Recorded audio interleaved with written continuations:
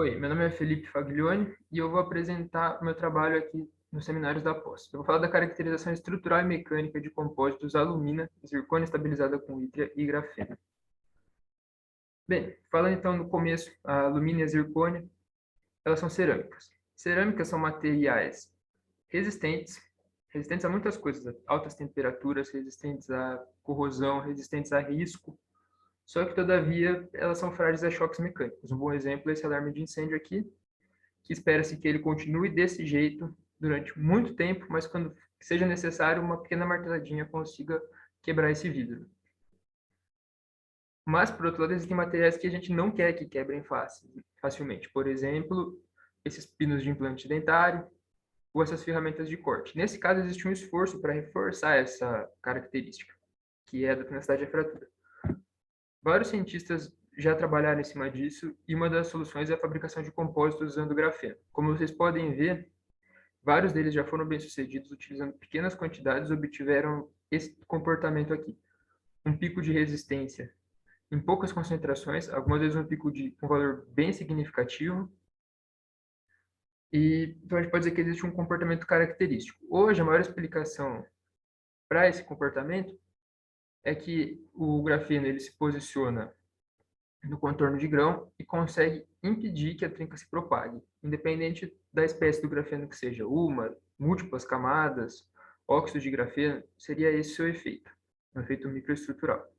Por outro lado, não existe muita concordância no que está acontecendo com a dureza. Que vocês podem ver, ele já teve gente que apresentou um comportamento parecido com a tenacidade da fratura, teve só crescimento, só queda, um comportamento bem diferente dos demais.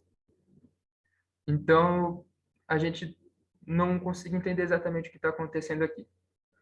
Por isso, eu propus o trabalho de entender esse comportamento da dureza. O que será que pode estar causando isso? Então, eu propus essa metodologia que é bem parecida com a metodologia convencional que a maioria utiliza, com exceção da sinterização, que é uma sinterização convencional, ela é mais comum, né? E dá um enfoque total na difração de raio-x, que é um método que não foi muito explorado ainda nesse tipo de compósito. E ele permite a gente fazer o quê? Permite a gente entender o que está acontecendo dentro da nossa estrutura cristalina. Você submete uma amostra ao raio-x, coleta esse raio-x expelido em vários ângulos diferentes, e de acordo com as distâncias entre os planos cristalinos, a gente consegue esse tipo de padrão.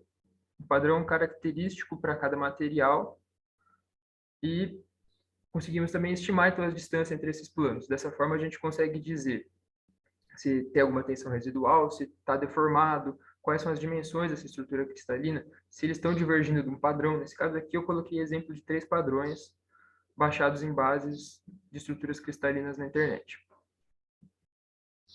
Então, passando para os meus resultados, eu tive um resultado bem comum na cidade de fratura, né? Aquele comportamento de pico que eu mostrei mais cedo, mas também tive um resultado bem significativo na dureza, quase 40% de aumento, um resultado bem melhor do que a maioria dos que são apresentados na literatura, e também consegui observar o surgimento de uma fase cúbica. Então, daqueles padrões que eu mostrei para vocês, um padrão que raramente alguém observa. Na verdade, até agora eu não vi ninguém observar ele nesse tipo de compósito.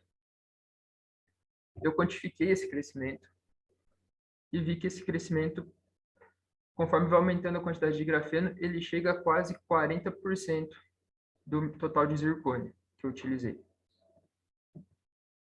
Além disso, eu consegui observar as dimensões dessas células unitárias, como eu havia comentado. Então, elas estão crescendo. E também é possível ver que elas não estão se modificando muito pelas imagens que eu coloquei aqui. Isso daqui foi obtido pelo método Ritfield e pelo um software que chama Vesta. Então, eu observei que não teve grandes mudanças nas células, só que elas cresceram. E que surgiu uma fase nova, né? Então, pode ser que esteja diretamente relacionadas, tanto a minha dureza em comum, quanto o surgimento de uma fase nova. Para isso, nós temos algumas perspectivas, então. Fazer um raio-x de alta definição, para a gente conseguir olhar o grafeno no balanço de massas. Não sei se vocês separaram até agora, mas eu não tinha colocado o grafeno porque os equipamentos que a gente usou foi de baixa definição para detectar um nanomaterial em quantidade tão pequena quanto a que eu usei. Então, isso daí vai ser feito lá no Sirius, provavelmente. Aqui eu coloquei uma foto de mim lá. Além disso, fazer o raio-x durante a sinterização para fazer uma evolução temporal dessa transformação de fases. Também vai ser feito no Sirius. E a difração de raio-x com ensaio de tensão e deformação para a gente conseguir ver exatamente a contribuição de cada uma dessas fases para as propriedades mecânicas em geral. Ou seja, no final das contas, a gente tem hoje um gráfico que é mais ou menos assim. Conforme a gente aumenta a massa de grafeno, a gente tem um efeito na propagação de trincas, né? Um efeito microestrutural e também efeito microestrutural do acúmulo de grafeno, que gera uma porosidade. Eu não entrei no mérito, mas é esse o que gera aquela queda. E a soma, a gente tem um resultado então, que cresce e depois cai. Eu quero adicionar mais uma curva nesse comportamento para ver se a gente consegue, dessa maneira, explicar o comportamento de todos os compostos, que é o efeito estrutural.